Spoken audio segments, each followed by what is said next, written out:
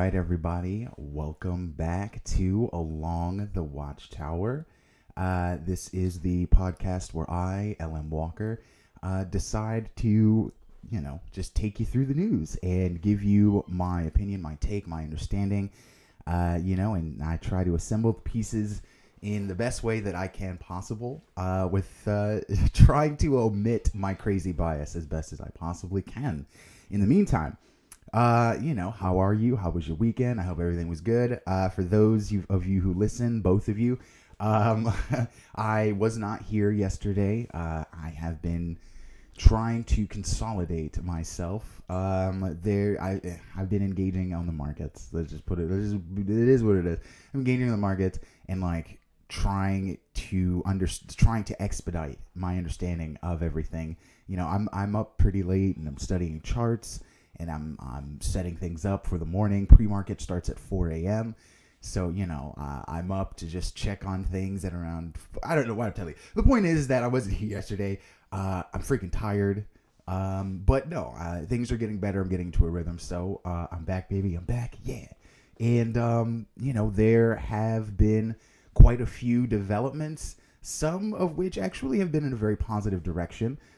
We know last we left off, the Senate had begun budget reconciliation. Unfortunately, what's it led to now is that the House and the Senate now have to debate and determine the terms of said reconciliation. And there are a lot of things that they disagree with. One of the things that seems to have lost steam and that the president just literally abandoned on national television was the $15 minimum. What that means is more likely than not, because they'll have to concede on $15, we'll get like a $12 minimum, something along those lines.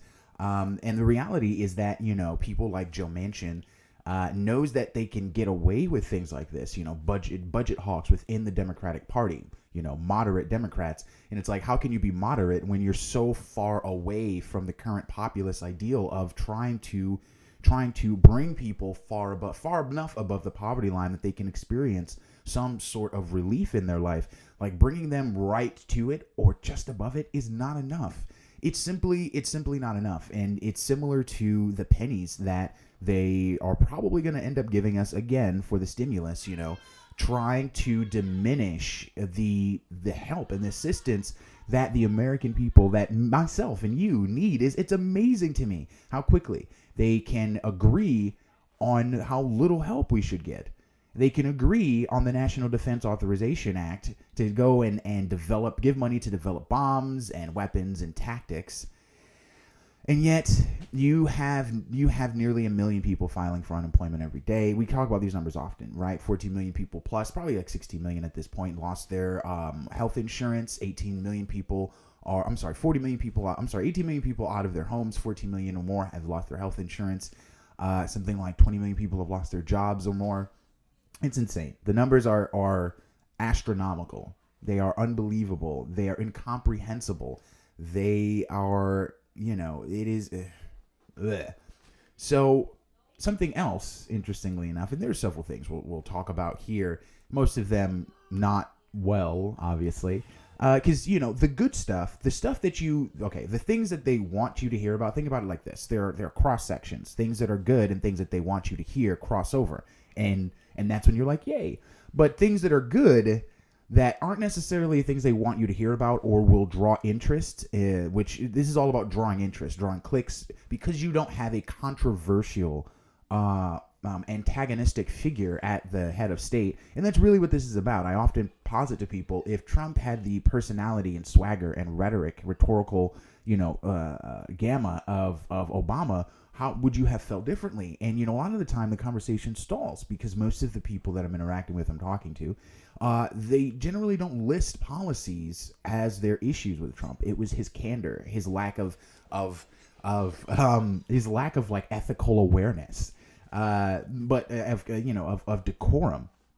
But the reality is that now that we don't have a controversial, antagonistic figure at the head of state, media is on an all-time low again. Right? Just before Trump got into office, the phrase "print was dead" had become all the rage yet again. We saw that not only was trust at an all-time low, but just viewership was at an all-time low, because it's one thing to have distrust in the media.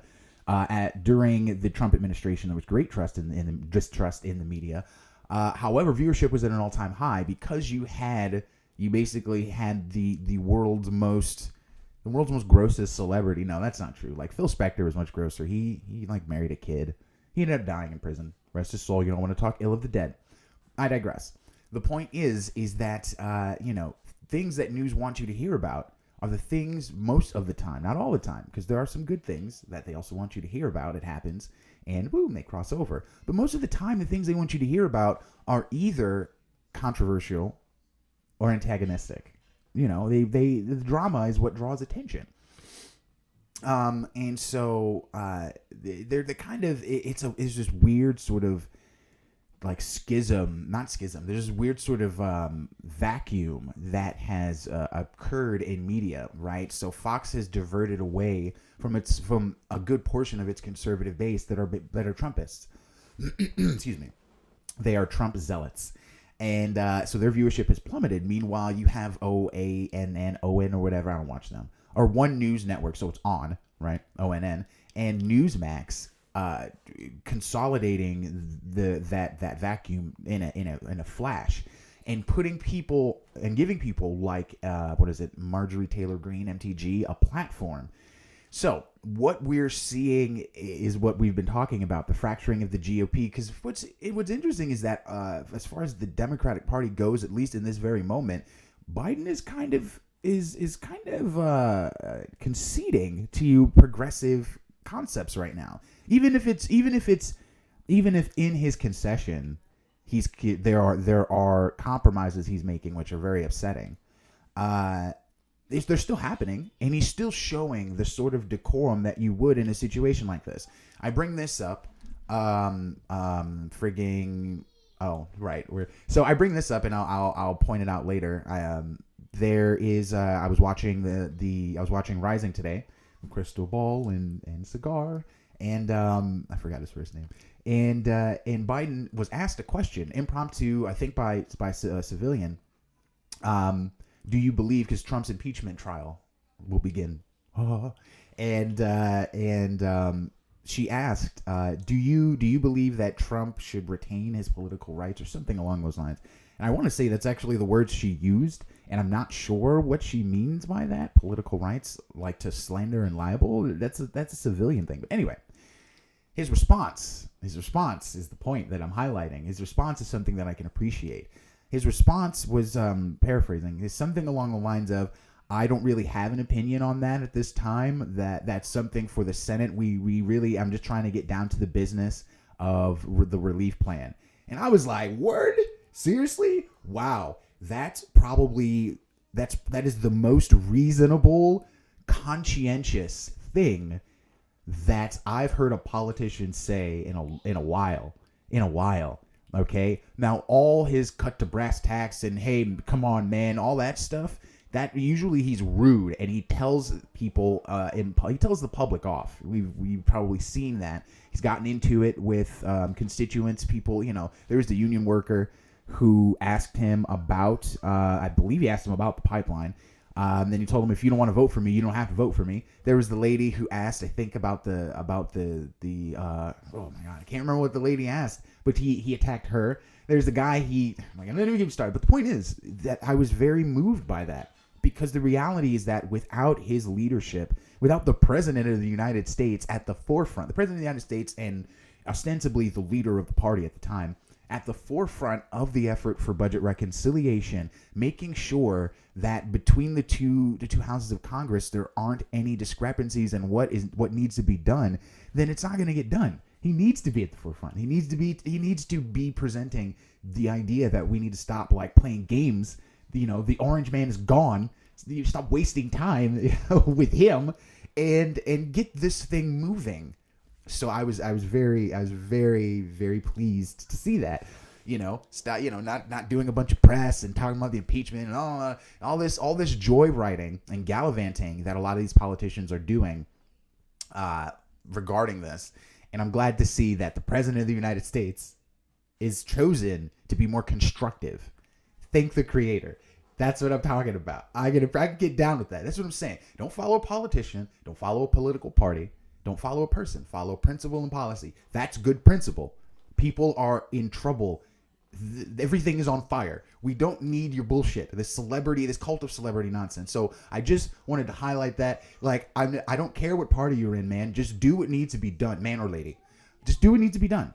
So that being said, please like, share, and subscribe. Monologue over. Please like, share, and subscribe if you dig what I'm doing. We got some interesting things incoming. And so I am excited. And, I'm always ready for the future. Well, no one's really ready for the future, right? No plan follows first contact, but I just mean I am anticipating good things coming up for myself, for you, for this show. Be positive, be hopeful. That being said, excuse me. Let's begin. Let's read some news. We're kind of going to go all over the place today. I mean, there's a smattering of stuff that I haven't covered. There's always usually like 30 or 40 articles every day that I want to go over, and I put them up there in the itinerary, and then I go on my rambling, and it's like I'm doing now, and I never get through them all. So, I gotta, maybe I should do a weekend thing. I don't know. I'm trying to revamp my other channel. I do a channel that covers like fictional content. And sometimes in relation to politics and contemporary news and zeitgeists. And I haven't updated in a while. It's called Greetings, True Believer. You should check it out, by the way. But let's get down to the serious adult stuff. Hackers try to contaminate Florida town's water supply through computer breach. So I wanted to bring up a few things related to computer breaches. Because they're happening all over the place. Oh, right. And then Tracy Morgan's commercial. There are a few things that I want to highlight that are just kind of a part of the ridiculous trends of today. So let me start with that actually. So Tracy Morgan, right? You know him. You love him, the comedian. He was in 30 Rock. He was in, oh my God, I forgot. I don't want to say House Party. But anyway, I digress. Tracy Morgan, as Tracy Jordan in 30 Rock, is really where I feel like his apex was. He also had his own show, the Tracy Morgan Show. But he did these Super Bowl commercials. And in them, they are about Rocket Mortgage. And, Rocket Mortgage, you could apply for a mortgage and do your thing on the app. It was popping off in the summer. I don't know if you can even, it's probably a triple-digit stock by now. I digress, not even going to go down that road. However, in the ads, one ad is fine. In the other ad, however, because what he's going down and he's like, well, you can use Rocket ad and Rocket Mortgage, and this is not a shameless plug. You can use Rocket Mortgage, and it's simple. Do you want simple? Or do you want complicated? And the couple, the family, they're like, well, what do you mean by simple? And so he's giving a comparison of what it's like. And one of the things, he's in a car and they're driving up a bridge. The bridge is separating. And he's like, I'm pretty sure we can make it. There's definite money and there's pretty sure money. He's like, I'm pretty sure we can make it. Obviously, they're not going to make it. And so they go up on the half of the bridge and then they come down on the other side and it looks like they're probably going to crash. The point is that Tracy Morgan was in a car crash. All right. Tracy Morgan was in a car crash. Don't mind the yelling. That's just kind of what my family does. Don't mind it. So Tracy Morgan is in a commercial. And in the commercial that happens. So he was in a car crash.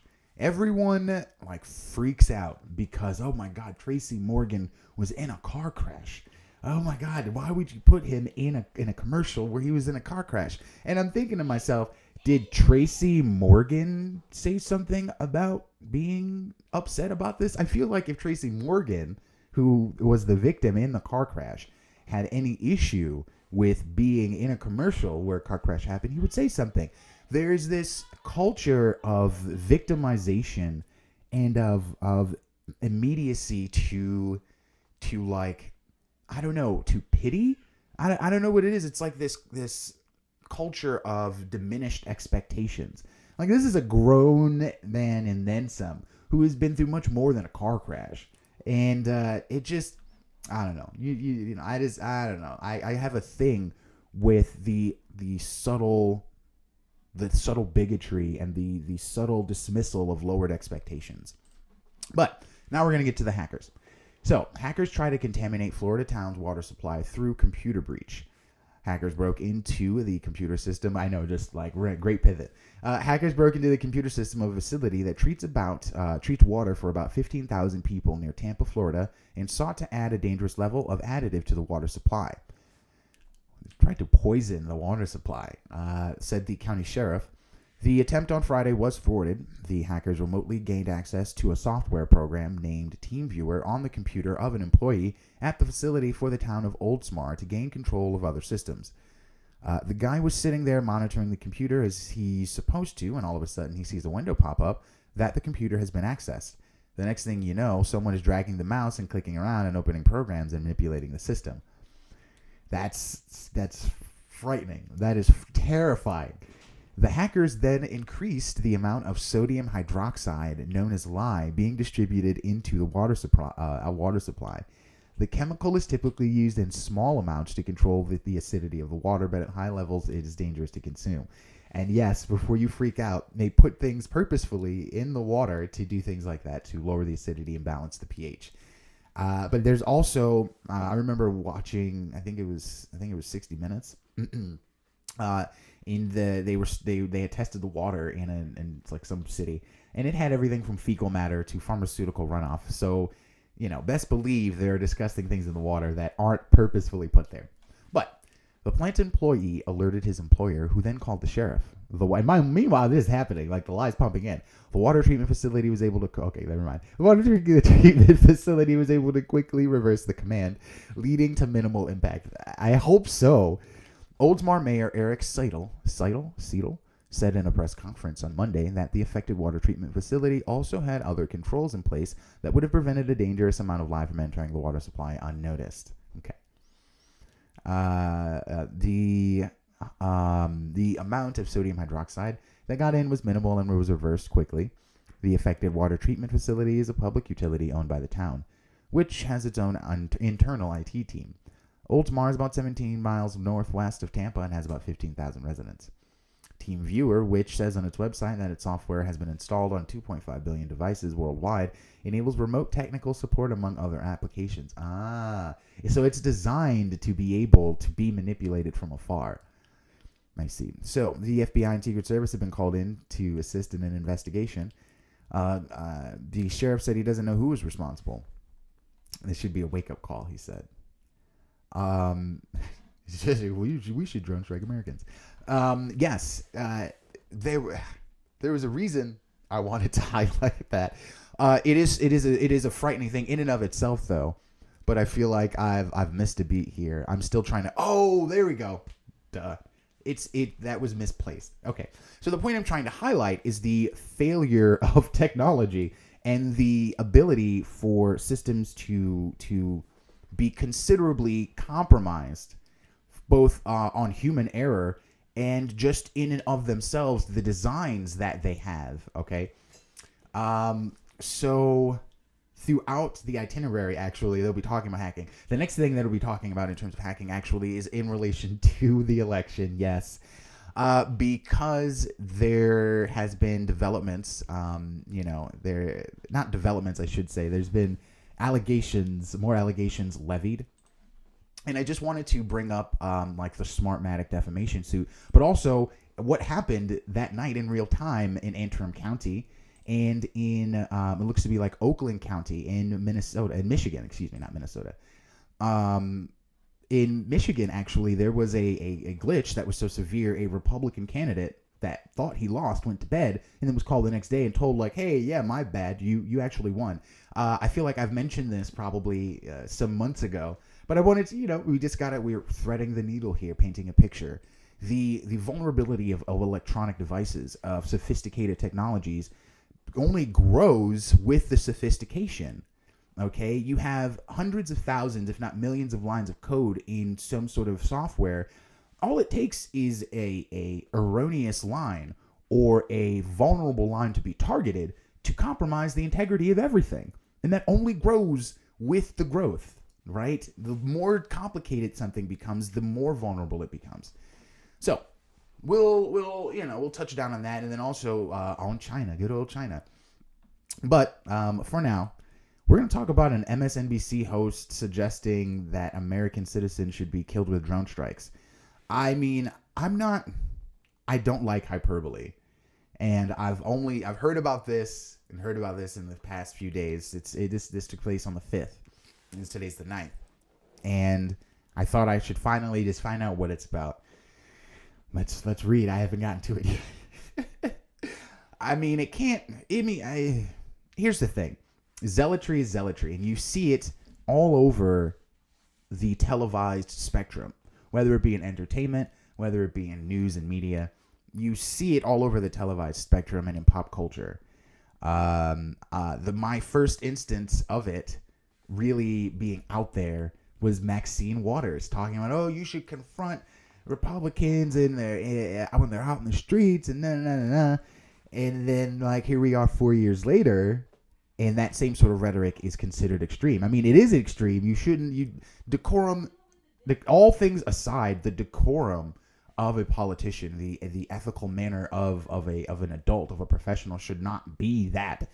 But let's read this. During a discussion regarding domestic terrorism, MSNBC anchor Nicole Wallace floated the idea of the U.S. government killing American citizens with drone strikes. Wallace brought up the National Terrorism Advisory System Bulletin that was released to all law enforcement by the Department of Homeland Security last week. The bulletin, which is in effect until April 30th, warns that the DHS allegedly received information that there is the threat of ideologically motivated violent extremists with objections to the exercise of governmental authority and the presidential transition, as well as other perceived grievances fueled by false narratives, could continue to mobilize to incite or commit violence. I wonder if they list these perceived grievances as the inability to function or work, the lack of attention paid to the emergency that is the health seemingly insurmountable health crisis in this country. The non-functionality of our Congress, of our politicians who are supposed to represent us, to actually do so. I mean, if those are the grievances, I feel like they're not perceived, or I feel like that's actually legitimate, but maybe that's just me. I also feel like this light behind me might be a little too bright, but here we are. There's a bulletin released to all read more. Here we go. To all law enforcement earlier this week, that is, until the end of April, a persistent threat of domestic extremism, domestic terrorism carried out in the ideology and around this belief that the election was fraudulent, that the COVID restrictions are unnecessary, all of those ideologies pushed by Donald Trump. This is what I'm saying. Anyone who has any inkling of a reasonable debate to put forward can't, because it's tied to this violent act that took place, this act of zealotry. And it's like you will have like articulate, sophisticated, intelligent professionals step forward and say, well, here is what I posit as here are my conclusions, here are my deductions as to why, for example, I feel like the knee-jerk reaction that was the lockdowns nationwide was exactly that, was an overreaction, was a knee-jerk. And immediately, I'm like, oh my God, you must believe in QAnon. I actually got that yesterday. I was on a telecall with a friend, and a video call, whatever, with a friend. Thanks, Boomer. And he was like, one of the first words was like, yeah, man, I was telling him how you were a Trump fan. I was like, whoa, pump the brakes. Why would you say this? What for what reason? And he's like, well, I remember us having some conversations, and you were like, yeah, but some of the things you was doing, So it was like, yeah, you're definitely a Trump fan. It's like, that's not how that works. Appreciating a good decision is not supporting a person. At least it's not in my mind, right? I could feign frustration, and it's not feigning frustration. I am, every time I talk about it, it renews, it reignites, it brings fervor to the existing frustration, disappointment, what have you, that has always been there, the discontent. But it is amazing to me that even people that know me and have known me for years can make erroneous conclusions like those. And then go and tell other people who barely know me, who then hear this and are like, oh man, well, this guy must suck ass. And it's like, what? Oh my God, it boggles the mind. It really does. It really does. But anyway, let's continue here. I got way off topic. The Deadline White House host then said, but my question for you is around incitement. We had a policy and it was very controversial. It was carried out under the Bush years and under the Obama years of attacking terrorism at its root, of going after and killing, and in the case of Anwar al-Awlaki, an American, a Yemeni American, with a drone strike for the crime of inciting violence, inciting terrorism, Wallace says. Mitch McConnell was in the Senate then. He was in the Senate after 9/11 too. He's been in the fucking Senate for like 40 years. How does Mitch McConnell, who understands that the way you root out terrorism is to take on, in the case of Islamic terrorism, kill those who incite it?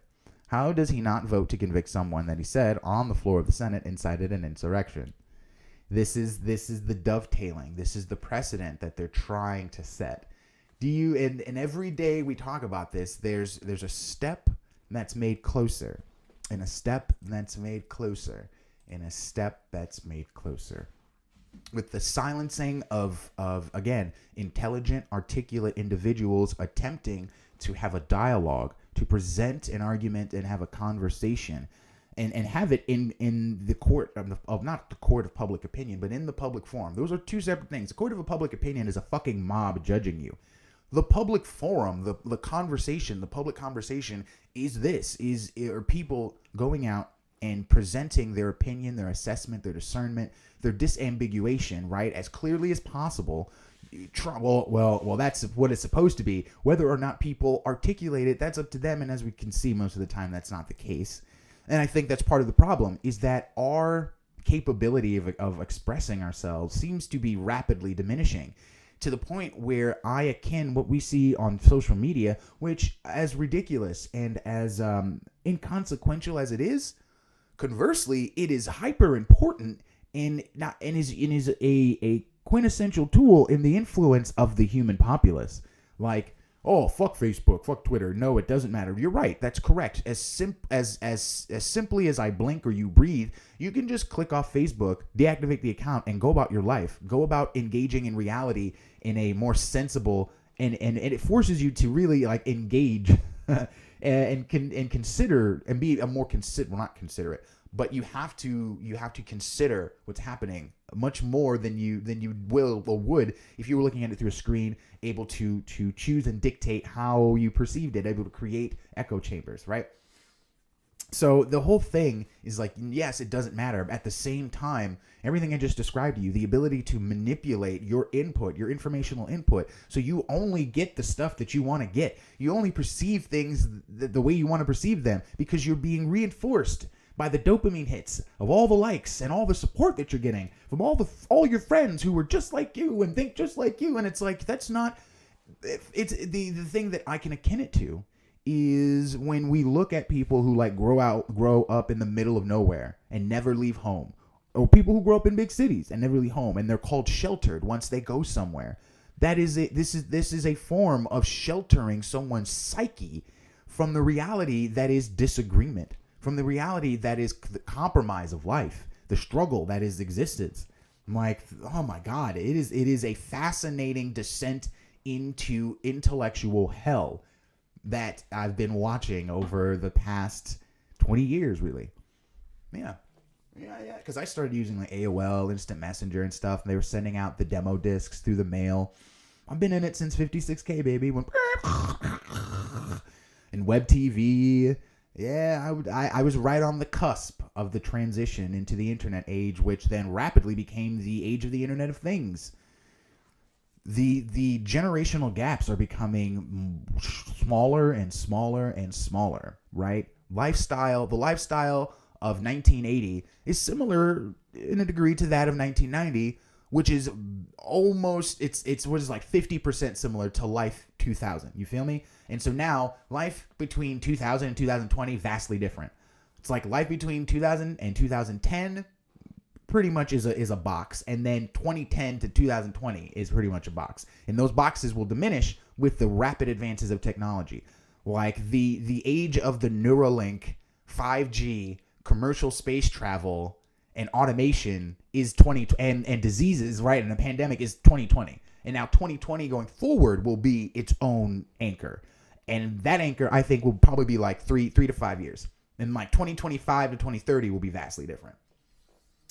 Yeah, that's just me. But again, let's get back to business. Going to see halfway through the show, and I've gotten through literally 3 articles.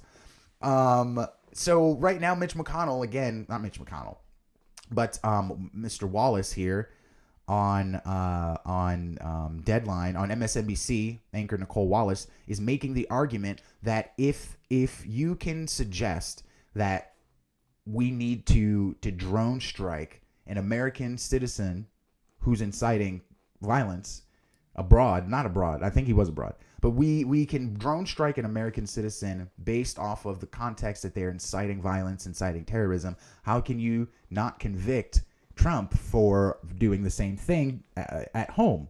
Which then, taken a step further, right, anyone who commits to that quote unquote ideology or commits to that line of consideration of reality also then must be an inciter of violence and thereby able to be charged with this extreme response.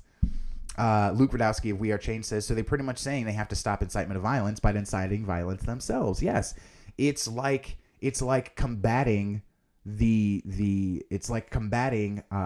institutional oppression by being oppressive, right? Let's fight racism with racism. It works every time. And you're just kind of like, I don't understand. No, you're not supposed to. It's not supposed to make sense. It's doublespeak, right? The idea is inherently antithetical.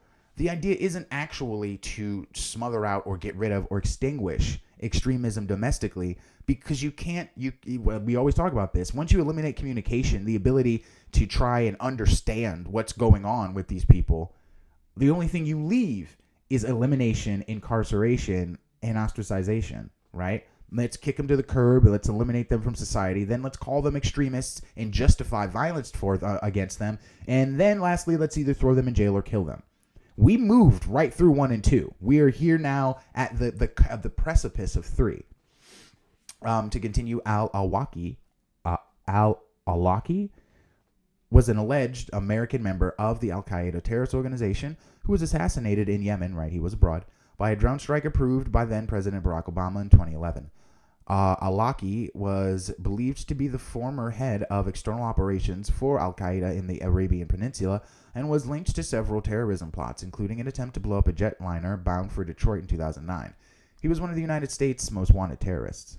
The Wall Street Journal reported in January 2010 there is no indication Mr. Al-Awlaki played a direct role in any of the attacks, and he has never been indicted in the U.S. The Brookings Institute declared al-Awlaki's assassination the first extrajudicial killing by the United States government against a U.S. citizen. His 16-year-old son, whose name I can't pronounce, was killed in a U.S. drone strike 2 weeks later. Oh, my creator. Wow. I didn't know they killed his son, too. Wow. This is the second time that al-Awlaki has been mentioned on Wallace's show in the last 2 weeks. Previously, MSNBC contributor and former FBI agent Clint Watts hinted that former President Donald Trump was inciting violence against the United States government, much like al-Awlaki did with the Capitol riots. Watts told Wallace, we had a period after 9/11 where we were trying to get left of boom, as they would say in counterterrorism, which is, can you get way up the stream of an attack and start to root out all of the confluences which bring about that attack? If you took what President Trump said and you instead put it in Anwar's mouth, we would be talking about a drone strike overseas. So that's one aspect of our political leaders talking about this rhetoric. It's unbelievable. Unbelievable. Let's blow him up. Where is all the anti-war? Where's the anti-war left?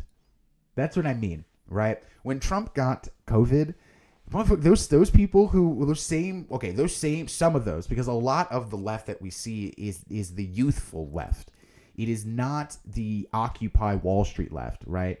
It is not the Operation Iraqi Freedom left. We're talking about people who are like 20 and 21 and 22 now, who were non-existent when Bush was in office and were babies when Obama became president, right? So the anti-war left has just like gone. They've dissipated. right? No one is talking about Biden's movements in the Middle East, in Syria, Afghanistan, and Iraq. No one is talking about the military actions that are going on in the South China Sea. Now we can have our dialogue, have our debate about whether or not some of these movements are necessary. I'm always interested in the dialogue, right? But the reality is there used to be an anti-war movement in this country, among many things that used to make sense as far as like resistance, social justice movements. Most of it was anti-government oriented because the class warfare going on is between the plutocratic elites that sift their way into government and then through the revolving door go back into private industry, and us little plebes who have nothing. Fuck, it's not complicated. Anyway, they killed this guy's son. They blew up his fucking son for the love of the creator. Anyway, let me finish.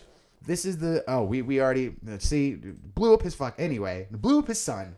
Unbelievable. I didn't even know. They blew up his fucking kid. So, yeah.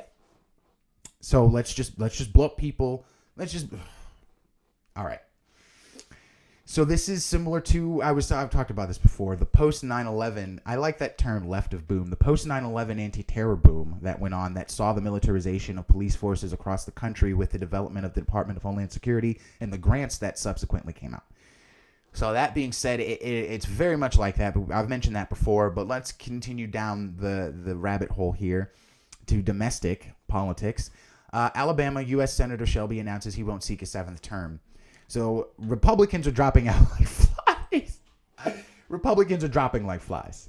They are leaving. I mean, like the establishment Republicans, which is actually kind of a good thing. This is what I'm talking about like the Darth Vader analogy, how in a roundabout way through his evils and then the birth of Luke, and then Luke being influenced the way that he was and being developed, like not having a father, then figuring out that his father was the most evil man in the galaxy that was supposed to change things for the better, realizing, no, I'm supposed to change things for the better. And like then he becomes good at the very end and throws Palpatine off. Like in a roundabout way, he ended up changing things for the better, but in a roundabout, circumnavigational way. What you're seeing, this purge, it's kind of like a purge in both parties of the establishment plutocratic politicians I was just talking about, right? These archaic vessels of the last 40 years or so or more. I think the longest running senator is like 45 years, something like that. Because this guy was in 40 years. He's 86 years old. He's lived the majority of his adult life as a senator. Has gained God knows what from it, but I digress. And so, in this sort of purge, you're seeing this power vacuum, unfortunately, in the Republican Party. See, for the Democrats, you got progressive coming in saying, yeah, give people more money, give them better paying jobs. Let's try to figure out how to make people more competitive and capable with automation. Let's legalize drugs. Let's give out a stimulus. Let's give everybody Medicare for all. Let's reform the prison system. Let's remove people with first-time nonviolent drug offender policies. Boom, bang, bing. Let's eliminate the death penalty. Let's, you know what I mean? Like they're like, yo, we got the people up. And that's good. You're seeing that power vacuum occur in both parties, and there's a lot more resistance within the Democratic Party right now because they have power currently. So unfortunately, the power vacuum that's developed that came about as a result of Trump being the most awful person to ever be president, as unfortunately was filled by more career politicians. Mostly, not all the way, but mostly, because you saw some progressives come in, like Cory Bush and hopefully Nina Turner. And I almost said Tina Turner. But anyway, Nina Turner. And so for the Republican Party, you're seeing the vacuum develop. And you're seeing it, at least some of it, being filled by Trumpists like MTG. That's the reality of the situation right now. So let's read AP. U.S. Senator Richard Shelby, the Senate's fourth most senior member. Fourth most? So there are 3 other people that have been in longer than 40 years. Good grief. And a force in Alabama and national politics for more than 40 years, announced Monday he will not seek a 7th term. The 86-year-old Republican has spent more than 40 years in Washington, serving first in the House and then the Senate.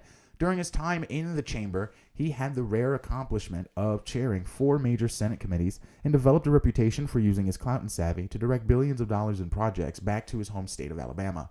Shelby is the fourth Senate Republican to announce his retirement, following Rob Portman of Ohio, Pat Toomey of Pennsylvania, and Richard Burr of North Carolina. For everything, there is a season. Oh. Shelby said in a statement announcing he won't seek re-election, "I am grateful to the people of Alabama who have put their trust in me for more than 40 years. His departure will leave a power void and set the stage for a chaotic race set to fill the seat at a time when the National Republican Party is deeply split on its future direction after former President Donald Trump's term in office. While Shelby has amassed a far-right conservative voting record, the measured Republican senator has not embraced the bombastic populist style of some Republicans." Shelby's official announcement, meaning he's not a Trumpist. He's not a Trumpist psycho. Shelby's official announcement that he would not run for re-election in 2022 came 3 days after the AP reported that he had indicated to allies that he won't run again. "Serving in the U.S. Senate has been the opportunity of a lifetime. I've done my best to address challenges to find ways to improve the day-to-day lives of all Americans. I've also focused on the economic challenges of Alabamians." The senator stressed that he will finish the 2 years remaining in his current term and remarked, "I have the vision and energy to give it my all." Shelby was first elected as a conservative Democrat during the party's waning days of power. Oh, this is 40 years ago. Conservative Democrat. In the House of Representatives, he belonged to a caucus of Southern conservatives known as the Boll Weevils. Before my time. Shelby was elected to the Senate in 1886, but switched to the GOP in 1994. He couldn't stand it anymore under Bill. He spent the past 2 years as chairman of the Senate Appropriations Committee before Democrats gained control of the chamber. He's had an interesting political career. I actually don't recall his name, and that's how true power maneuvers, right? He's not at the forefront, not in the cameras. He's behind the scenes, wheeling and dealing. So this was an important man here. Started off as a conservative Democrat. He was a blue dog Democrat, similar to what we're seeing now. He would be a Democrat arguing for targeted relief and $12, not $15 minimum wage. And he realizes that his party, that no one's buying that anymore, and that Republicans are going to have an issue trying to compete, trying to bargain with Democrats on those fronts. However, because Democrats are being capitulant, they will come to the table. They won't just bulldoze them, even though they should. But he sees what's in the wind. He sees the Trumpist invasion coming. We are coming up to the end of the show, and there's this freaking article, this Time news article that's everyone freaking out. The secret history of the shadow campaign that saved the 2020 election. This is the whole thing where apparently in this article they detail the dovetailing of like labor movement, political, the Democratic Party, political insiders, and grassroots movements to basically create an impenetrable wall of success to ensure that Trump lost. Now, obviously, there are probably some more zealot conservatives are like, oh my God, this is it. And it's like, this reminds me of the Jacobin cover, the Biden cover that had basically, the establishment members of the Democratic Party being proselytized as gods, and it's like they were making a satirical reference here. Now, in case of this article, and I have not read it, and unfortunately we will cover it tomorrow because we don't have time. I don't have time. Hold on. This is what happens when a bunch of stuff happens at once. And we don't have time, so I want to cover it in full. But here's the thing. It is the title. The headline is designed to incite you. I fall for the bait. I fall for the bait knowing that it's bait. But that's zealotry for you. But we'll cover that tomorrow. I'm sorry. Don't have time. Only 15 minutes left. And I do want to get to some of this other stuff, so we don't have to get to it tomorrow. There's so much to know. That being said, Mark Elias, whoever that is, of the National... Oh, no. He's not of the National Review. National Review is the article. Mark Elias of the Democrats' latest anti-voting machines theory. This is the second portion. I wanted to dovetail into hacking. Happens all the time. It's literally happening constantly. Most of it happening on the East Coast because that's where the majority of our power grids are. That's obviously where DC is. That's where the Federal Reserve of New York is, the largest Federal Reserve of the Federal Reserve banks. The UN is in New York. Everything is on the East Coast as far as really as far as financial consolidation. So like economic, the energy grid, so utility, that's the word I'm looking for, excuse me. So economic and utilitarian and really political power is consolidated on the East Coast. I think some of our largest military bases, however, no, because Parris Island's on the East Coast too. But I know that our larger naval bases are probably on the West Coast. I digress. The point is that the majority of hacking that occurs generally from China and Russia, from the Eurasian continent onto the East Coast. But for another day. Everywhere you, oh God, I feel like this is going to be a long one. Oh, it's not. Yay. All right, cool. I can read it. So everywhere you looked, Donald Trump's baseless challenge to the 2020 election. Democrats and their chief election lawyer, right. See, I didn't, well, okay. That's how I recognize his name, but didn't, okay. All right. So his chief election lawyer, that's how I knew him. I didn't know his name. We're touting the string of victories and Trump's desperate theories of miscounting voting machines as proof of their moral superiority. So they're weaving a narrative. Yes, we understand where you're leaning. This was written the 4th. So, okay. So here we go. You tried to, okay. I hate reading biased narratives is the problem. Because there's no information. They're just trying to paint a picture and get you stirred up, and it's like, just tell me what's happening. Then, when a 2020 House Democrat candidate in Iowa, represented by Elias, tried to get the House to throw out the vote totals and seat her, we were told that, of course, this is something only Republicans would do. Elias's client, Rita Hart, is still petitioning the House to overturn the outcome, even though the Republican was sworn in a month ago. Okay, yeah, we get it. So, what has occurred? Oh, that has occurred. I see. My apologies. So that I see. So someone that he's representing is calling for the votes to be thrown out in her house race. Yes, there is ridiculousness like that. I mean, it happens. And here's the thing about electronic voting is that errors occur. They occur all over the place. So it is what it is. I hate how this is trying to frame everything in this very condescending, insulting limelight, per usual. And I'm not a fan of bias. I'm not a fan of bias. And so, yeah. So then there's obviously the Smartmatic defamation suit, right, against Fox in relation. And they waited until after it was conclusive and Biden was sworn in.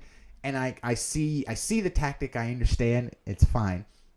Here's the thing for me is that errors were occurring all over the place, right? We have Antrim County still red after vote tally snafu showed Joe Biden winning it. Antrim County has posted updated and revised numbers. This is back on election night for the presidential Senate race after discovering major errors in the numbers the county initially sent to the Secretary of State's office. Antrim County election results investigated after red Michigan County turns blue. Right? So there have been investigations going on. There have been things happening. You're not going to hear about it. Remember what we talked about? Things that are good, things they want you to hear about. This is a thing that's good that they don't want you to hear about. So no dovetail. Boop, boop. All right. So that was taking place. I have no idea where that went, and I should actually spend an entire show figuring that out. There's a rather buxom lady over here. Anyway, fixed computer glitch turns losing Republican into a winner in Oakland County, again in Michigan. This is what I wanted to highlight. Now, I understand that it's not hacking. That's not the point I was trying to make. There are 3 or 4 documentaries I always encourage people to watch. Manufacturing Consent with Noam Chomsky. Hacking Democracy, about the first election in which electronic voting was used and the vulnerabilities that existed and some of the possible discrepancies that occurred. American Blackout, which is about Cynthia McKinney and the Democratic Party basically cannibalizing itself and primarying not once but twice a champion of the people who tried to get the issue of voter suppression in Ohio highlighted and made a career off of that. And then Bernie blackout, in which the media and the Democratic Party cannibalize itself and eat one of its own, the champion of the people, Bernie Sanders. And this happened not once, but twice during both presidential campaigns. Watch these documentaries and keep them in the back of your head as the framework by which you view not only the political landscape, but really the institutional landscape as a whole. That no matter how entrenched you are, if you fight for a populist stance, if you fight or represent the people in any way, shape, or form and go against your party buddies, your institutional buddies, they will fucking end you. Period. They have no problem removing you from your seat, saying you're a Russian agent, saying that you'll cost people millions and trillions of dollars and you'll attack their pockets. They will say anything about you. Anything about you. They said they threw everything they could at Bernie, short of him being a pervert. And the thing is, because they couldn't call him a pervert, they instead went after his constituents, his supporters. Oh, Bernie bros, they're zealots, they're extremists. Blah, blah, blah, blah, blah, blah. Everybody remember that? Anybody remember that? The Bernie bros, right? So let's read this at the bottom of the show, talking about errors. There's right. Fixed computer glitch turns losing Republican into a winner in Oakland County. A computer error led election officials in Oakland County to hand an upset victory Wednesday to a Democrat, only to switch the win back to an incumbent Republican a day later. In Oakland County's 15th County Commission District, representing Rochester and Rochester Hills, the initial count gave a 104 vote margin to the Democrat, Melanie Hartman, amounting to a razor-thin majority of 50.08%. That stunned the incumbent, Adam Kochendorfer, giving him a sure sense that he'd lost in a district long deemed a Republican stronghold. I thought that was that. Those were the results, and I said I would not seek a recount. But what a difference a day makes in weather, love, and the 15th district election for Oakland County Commissioner. Ha ha ha. On Thursday, Kochendorfer was stunned again, this time by a call from Oakland County's Director of Elections flipping the outcome to him. Apparently, there was a technical glitch in Rochester Hills, and so I actually ended up winning by a little over 1,100 votes. The margin was 1127 to be exact. They gave him a 51.67 share of the total, with 48% going to his opponent. The fresh result buoyed. I always do this. It buoyed the incumbent's spirits, but also had him worried about how to prevent future election errors, he said. I'm very grateful to the official who caught the error, but we need to ensure that we catch these errors. Like, how extreme is it to say, hey, man, so all this digital voting and election stuff, I mean, we've had issues since day one, since the first election it was used in. Is it wrong for me to suggest we kind of view these? And I mean, now we've, Diebold systems? We no longer use Diebold systems, obviously, as you can see. There's Dominion and then there's Smartmatic. Those are the two top companies for electronic voting systems in the country. But Diebold Systems came under fire, and there was a Senate hearing and all this huge thing. And here we are 20 years later, and nobody remembers it. This is what I'm talking about the new left being people who are 21, 22, 25 years old. When 20 years ago, at best, they were like 5 years old. They were babies. They don't remember this stuff. They weren't here for anything. And oh my God, and in the contemporary right now, in this postmodern sort of ideology, there's no need to understand what took place beforehand. And of course, those who don't pay attention to history are doomed to repeat it. And by the way, that's not how the phrase goes. It's a paraphrase. But anyway, let me finish here. People are acting like fixing our elections is a partisan thing when it shouldn't be partisan, he said. We do have a very, very good clerk, a county clerk in Rochester Hills. That clerk, Tina Barton, a Republican who lost her race for Oakland County Clerk while handling the local election to Rochester Hills. Barton could not be reached for comment Thursday night, but Oakland County Director of Elections, Joe Rozelle, said the error stemmed from a computer issue at the Rochester Hills City Clerk's office. A computer issue in the office caused them to send us results for 7 precincts as both precinct votes and absentee votes. They should only have been sent to us as absentee votes. We noticed the clerk's mistake on Thursday and corrected it. The county canvass process works, and the correct results are now on our website. And the process worked apparently without regard to politics. This is what I was saying about the American, the ASOG report, the American, I think it's the American Services Operation Group report that did an audit on Dominion voting systems and found that the adjudication report was missing. And in Michigan law, when that thing is missing, you're supposed to do an investigation to find out why and what happened. It's not a partisan issue. You already have laws on the books that have accounted for this scenario. Just follow the law. This is what happens when you politicize reality. This is what happens when you decree that dialogue is to give extremists a platform. This is when you supplant conversation with extremism.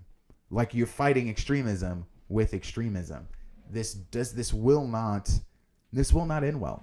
This Orwellian present that is a nightmare, that is the unfettered, unadulterated censorship and ostracization of anyone who suggests an alternative narrative. And I mean, I'm not talking about extremists. I'm not talking about people who, like QAnon shaman who paint their face and put on a bullhorn and wipe poop on the walls. I'm talking about people who are trying to speak to you, who have an argument to make and points to bring up in considerations to present to you. Are you yourself incapable of having a dialogue? This has always been the hugest thing for me, that people who suggest they want equality, they want inclusiveness, are the first people on the front line to exclude you for the color of your skin or for the expression of your ideas. That is antithetical to what you are supposed to be representing. That is, in fact, the activity, the actions, the behaviors, the mannerisms, the ideology of the bigoted oppressors you are facing. We have the same situation here. If we are supposed to be a country that is a democratic republic, we are not a democracy. What was the phrase that I heard? A democracy is two wolves and a sheep deciding what's for dinner. A democratic republic is the sheep having a sword. You know what I mean? The fact of the matter is that the idea of representation is what gives the little plebeians like you and me any chance at all. Because one man, one vote is not going to help us when the whole game is rigged and bought and paid for.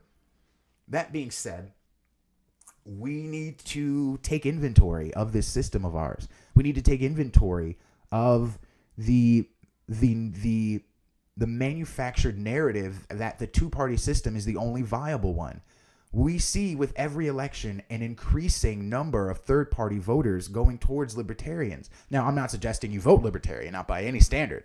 Although there are some libertarian, in the beginning I meant to do a show because there used to be a website, and they should have kept this website up. The website had all the candidates, and it listed all of their policy principles, their policy points, and I screen capped a lot of the more obscure ones. I screen capped Biden and Trump.